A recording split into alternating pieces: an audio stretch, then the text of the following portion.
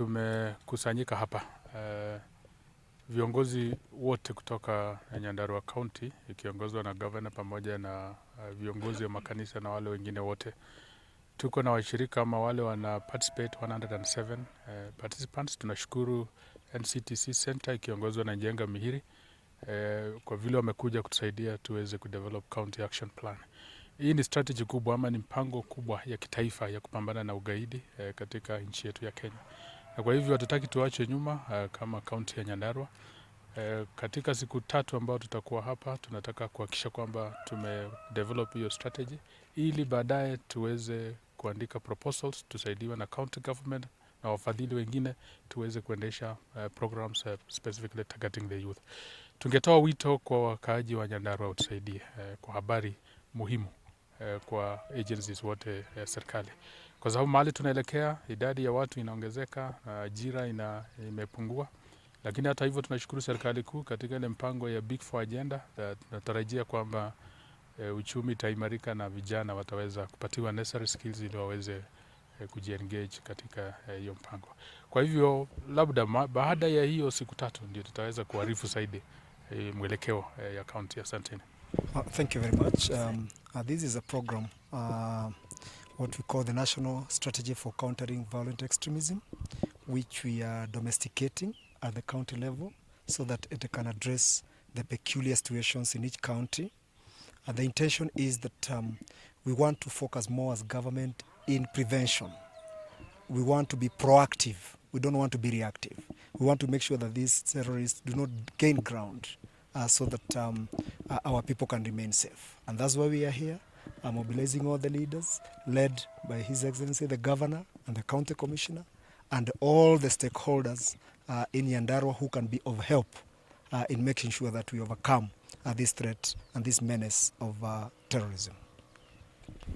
So we are here to address the challenge of extremism, counter-terrorism issues, terrorism issues, organized criminal gangs issues, issues of drug abuse, issues that support terrorism in this country, the issues of mentoring our young people so that they're able to get away from the vices of terrorism, the youth empowerment and women empowerment and men empowerment to reduce poverty in this country so that people are not lured into terrorism through promises, fake promises of monies that they'll get once they are recruited in terrorist cells, and which is not there.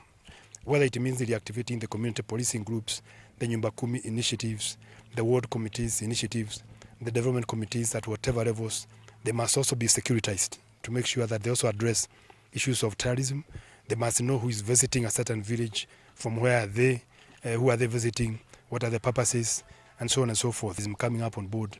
And terrorism becoming tribalist, raceless, classless, genderless, religionless, even colorless, then it's impossible to ignore these things. We must know who is visiting. We must get to deal with criminal gangs. We must take care of our children when they are getting circumcised. They must be taken care of. We must know who is taking care of them, who is mentoring them. Students must be mentored from ECD all the way to university and even after university, so that we bring in values.